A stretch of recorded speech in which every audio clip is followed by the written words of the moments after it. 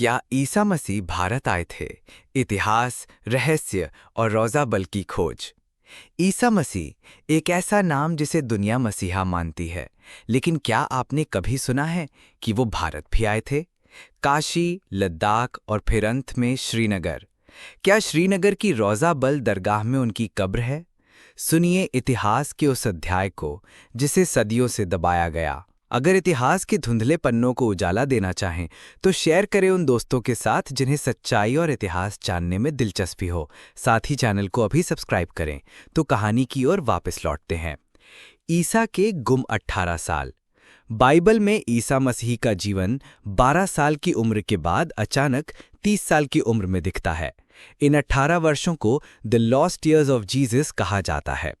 यहीं से जन्म लेती है वो थ्योरी कि क्या वे भारत आए थे। भारत में ईसा की कथित यात्रा। रूसी लेखक निकोलस नोटोविच ने दावा किया कि लद्दाख के हेमिस मठ में एक पांडुलिपि थी, ईसा नामक एक दिव्य पुरुष की, जो पश्चिम से आया था और जिसने काशी, नेपाल, तिब्बत और बौद्ध मठों में शिक्षा ली। ये ईसा मसीही ही थे जिन्होंने वेदांत और करुणा का ज्ञान लेकर यहूदिया लौटकर उपदेश दिया। बौद्ध धर्म और ईसा की शिक्षा। ईसा के उपदेशों में करुणा, प्रेम, क्षमा और त्याग, ये सभी बौद्ध धर्म के मूल सिद्धांत हैं। क्या ये समानता संयोग है या संबंध? क्या उन्होंने बुद्ध के अष्टांगिक मार्ग का अध्ययन किया? रोज़ा बल, ईसा की कब्र। एक और रहस्य है श्रीनगर का रोज़ा बल। स्थानीय परंपरा कहती है कि ये यूस आसफ की कब्र है, जो एक पश्चिमी पैगंबर था और जिसने यहाँ विवाह किया, प्रचार किया और यहीं समाधि ली। क्या यूस आसफ ही ईसा मसीह थे? विवाद और प्रतिवाद। ईसाई धर्म के मुख्यधारा विद्वान इन थ्योरीज को नकारते हैं।